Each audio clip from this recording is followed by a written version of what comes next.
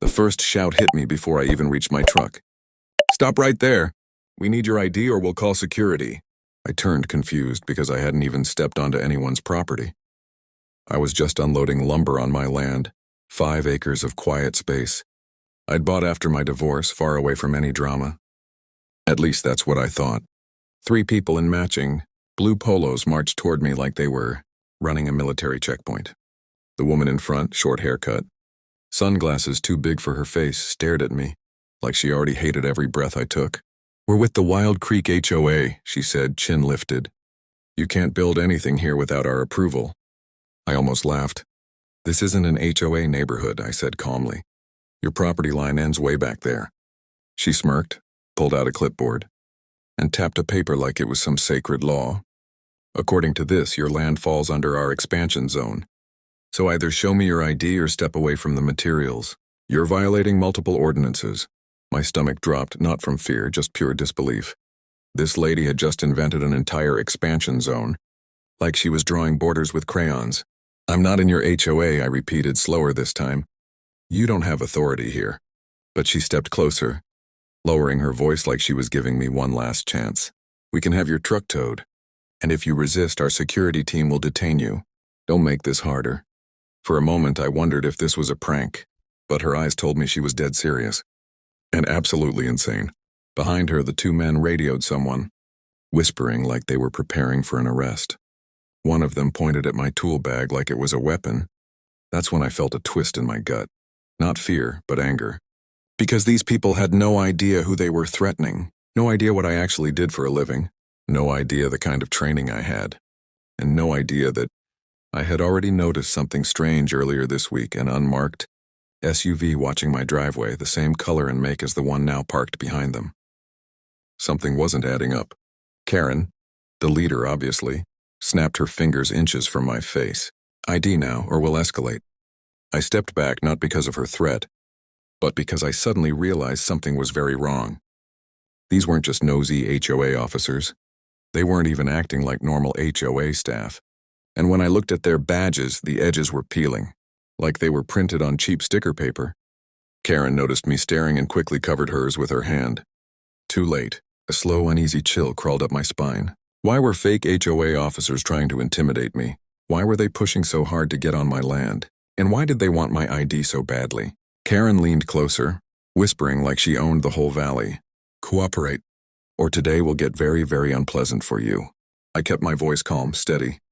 "You really want my ID that bad? Fine, but just remember one thing." She raised an eyebrow. "And what's that?" I let the truth slip, just enough to shake her confidence. "I don't live under your HOA, but someone else does." The color drained from her face, but before she could react, the sound of a car screeched behind us. And I knew this was about to get worse.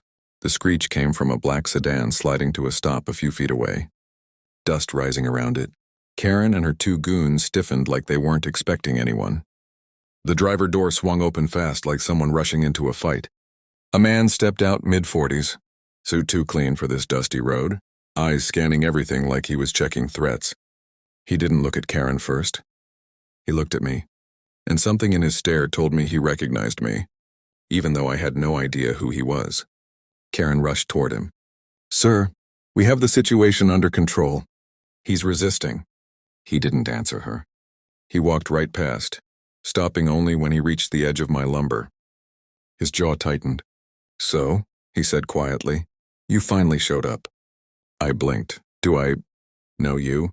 Karen snapped. "He doesn't need to know you. He's trespassing on HOA property and we're detaining him."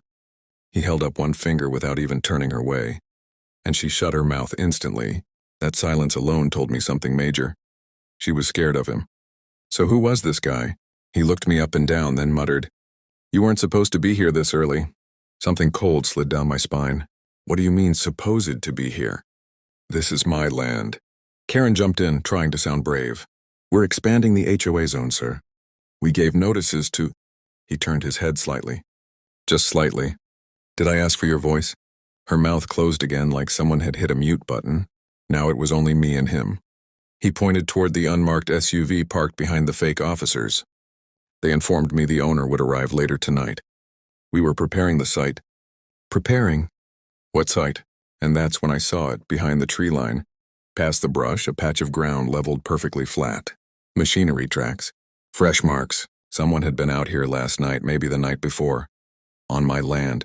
Karen's hand shook around her fake clipboard. He finally spoke clearly, voice low. You bought this land, yes. But you have no idea what's under it. My heart thudded once hard. What are you talking about? He didn't answer. Instead, he stepped toward me until he was close enough that I could hear his breath. That ID they asked for. It wasn't for the HOA, it was for clearance. Clearance. I felt the word hit like a hammer. Karen whispered, Sir, he's not cooperating. Should we call the team? The team, I echoed. Who exactly is the team? Her radio crackled. Unit 3 in position. Visual on the target. Target. Not homeowner. Not civilian. Target. My pulse jumped, but I kept my voice steady. You're making a mistake. The suited man tilted his head. Am I? I held his stare. Yeah, because whatever you think I am, that's not me. A crooked smile slowly crept across his face. Oh, I think it is. Then he reached into his jacket. Karen flinched like she knew what was coming. I didn't move. Because deep inside I was already calculating, already planning, already remembering the one thing they didn't know yet. The twist.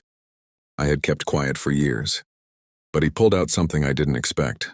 A folder, thick, worn, with my name on it. He held it up like a trophy. We know exactly who you are. I exhaled slowly, my hands curling into fists. Because for the first time, I realized they might know something about me. But they didn't know the most important thing. The one secret that could flip this entire situation upside down. The suited man opened the folder, and his eyes widened, like he just discovered something he wasn't supposed to see. His voice shook for the first time. You didn't tell them? Karen stepped closer. Tell us what? He swallowed hard, eyes still locked on the page. Oh, this changes everything. For a moment, no one breathed. The man in the suit kept staring at the page like it was burning his hands. Karen leaned in, trying to see what shocked him so badly, but he snapped the folder shut before she could read a single line. His voice was tight. You didn't tell them who you really are? Did you? I stepped forward slowly. No, because I didn't think anyone would ever dig that deep. Karen scoffed. Enough games. He's just some stubborn landowner. The man spun on her. He's not some landowner. He's federal. And then it happened. Those two words hit everyone like a slap. Karen froze.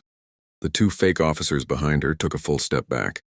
Even the radios went silent, like the people on the other end were holding their breath too. I didn't deny it. Didn't need to. He opened the folder again, flipped it toward me so only I could see the top page. My old badge number. The one I hadn't used in years. The one tied to investigations they sealed under 3 layers of clearance. You were supposed to be off-grid, he whispered. Not out here. Not where they can see you. I felt something heavy settle in my stomach. So that's why you want my ID, to confirm it was me. Karen finally found her voice. This is nonsense. HOA rules apply to everyone, I don't care who he... The suited man turned on her so fast she stumbled. He's not under your HOA, he's not under anyone. This land is protected federal property. You just trespassed on classified ground. Karen blinked, confused. But he bought it. How can it be federal? I stared at her, almost feeling sorry. Because the land was cleared for sale only to one person. Me. She shook her head. That's impossible. We registered this area. On a fake expansion map, the man said coldly. You forged documents. You tampered with property lines. And you brought armed impersonators onto his land. Karen's face went white. And worse. He added, stepping closer. You interfered with a protected asset. That alone is a felony. Her knees wobbled. This is a misunderstanding. One of her fake officers whispered, Karen, we need to go, now. But it was too late. Real sirens echoed in the distance, fast, sharp, getting closer. Karen spun toward the road. Who called the cops? I lifted my phone. You did. When you threatened to detain me, this little button right here started recording and broadcasting. Live. Her mouth dropped. And the best part, I added calmly, the sheriff who got the alert is my old partner.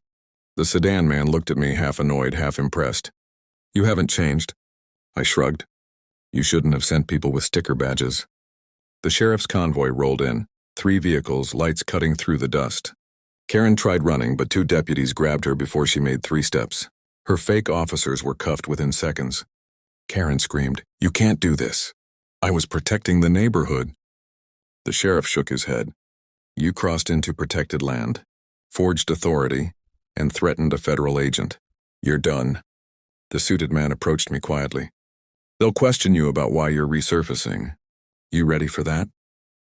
I looked around the land I fought so hard to protect. "Yeah, I'm done hiding." Karen was still yelling, kicking, demanding someone respect HOA authority, but nobody listened. She wasn't in charge anymore. As they loaded her into the cruiser, she glared at me with pure hate. "You ruined everything." I leaned closer to her window. "No, you did." The sheriff patted my shoulder. "You okay?" I nodded. For the first time in a long time. The suited man spoke one last time. "Your land is secure.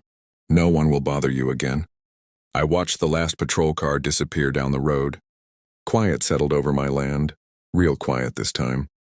I picked up a lumber plank and exhaled, finally able to breathe.